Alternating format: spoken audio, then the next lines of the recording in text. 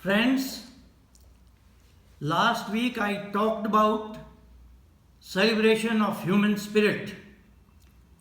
Take the case of Eric Venemeyer, who despite being blind, climbed the Mount Everest.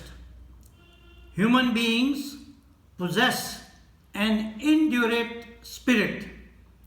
An 89-year-old grandmother from England, Mary Armstrong, affectionately known as the recycled teenager by her friends, parachuted from 12,000 feet in aid of charity. World-class musicians, athletes, swimmers, gymnasts, players, authors, generals are not necessarily the most talented or gifted people. They are visualizers. They experience victory in their minds first. Years of training, practice, hard work, perspiration, even failures lie behind their success. Remember, diamonds are mined after digging tons of soil. Even a person with moderate ability but with a great deal of determination, conviction, and courage to pursue against all odds can be truly successful in life. What is required is 4 D's, that is, desire, direction, dedication, and discipline.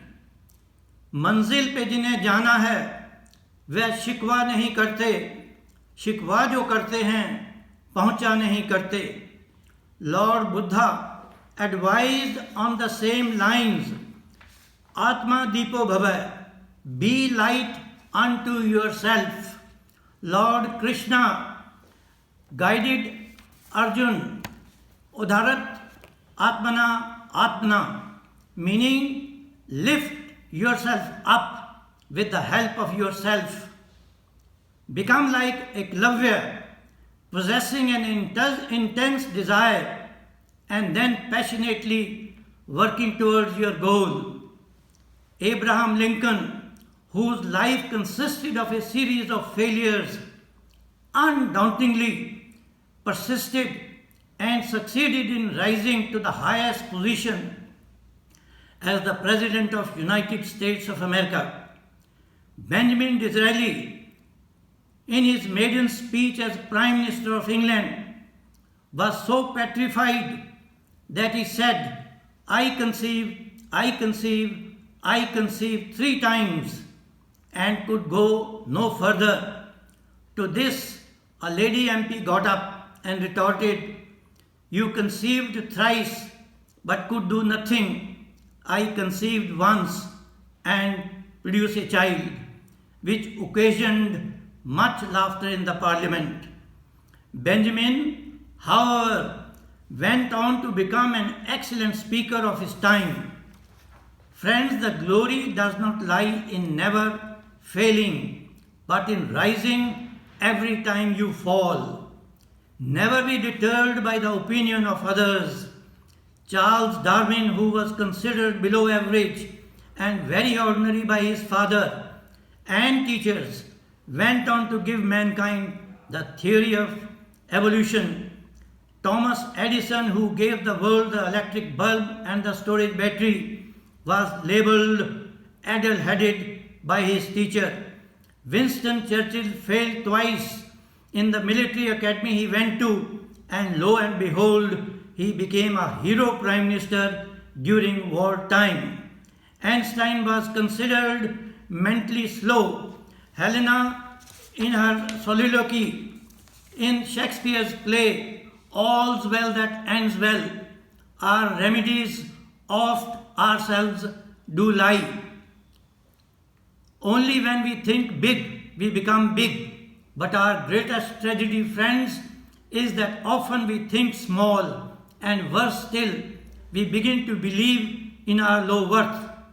The crux of the matter is, there is nothing in this world about which we should despair. Believe in the purpose of your life and see yourself as an instrument of delivery to mankind.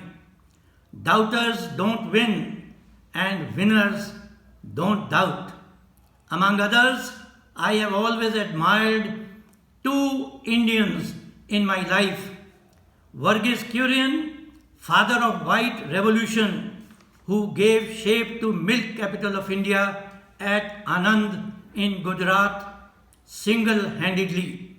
The second is E. Sridharan, whom I call one-man army, has demonstrated through the Konkan Railway and his gift of the metro to Delhi that excellence is not an impossible dream. Things can actually happen if you back your purpose with resolve. Where does the strength come from to swim against the current? It comes from tapping into the higher reaches of human genius and motivation. Take the example of Arunima Sinha, who was thrown out of a running train by some goons. She had to get a prosthetic leg and a steel rod in the other, and friends, look at her resolve that despite this impediment, she climbed the Mount Everest. Believing firmly that something can be done unleashes not only immense inner forces, but the cosmic powers also synergize to find a way to do it. So let's not be limited in our perceptions, in our beliefs. Our beliefs are psychological. Let's expand those bandwidths and get down to action. Life paves the way for the confident and the resolute soul. Let's imbibe these qualities and ensure success and fulfillment in life. Let's believe in invincible human spirit. All my life, I have been inspired by W.E. Henley's poem Invictus, which remained the mainstay of Nelson Mandela through 27 years of imprisonment. I hope that your life will be guided by the poem's concluding lines, I am the master of my fate, I am the captain of my soul. So friends, let's not be limited in our perceptions. Our beliefs are our psychological bandwidths. Let's expand this bandwidth and get down to action. Life paves the way for the confident and the resolute soul. Let's imbibe these qualities and ensure success and fulfillment in life. Let's believe in invincible human spirit. All my life, I have been inspired by W.E. Henley's poem Invictus, which remained the mainstay of Nelson Mandela through 27 years of imprisonment. I hope that your life will be guided by the poem's concluding lines, I am the master of my fate, I am the captain of my soul. Friends, you have achieved a lot in life, but you can achieve much more. I conclude with an Urdu couplet. अभी तो इस बाज की असली उड़ान बाकी है, अभी तो इस परिंदे का इम्तिहान बाकी है, अभी अभी मैंने लांगा है समुद्रों को, अभी तो पूरा आसमान बाकी है. Thank you, friends.